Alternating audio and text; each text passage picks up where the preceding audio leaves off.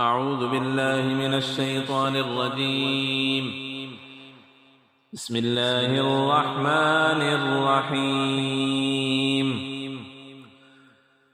ألم تر كيف فعل ربك بأصحاب الفيل ألم يجعل كيدهم في تضليل وأرسل عليهم طيرا أبابيل ترميهم بحجارة من سجيل فجعلهم كعصف مأكول.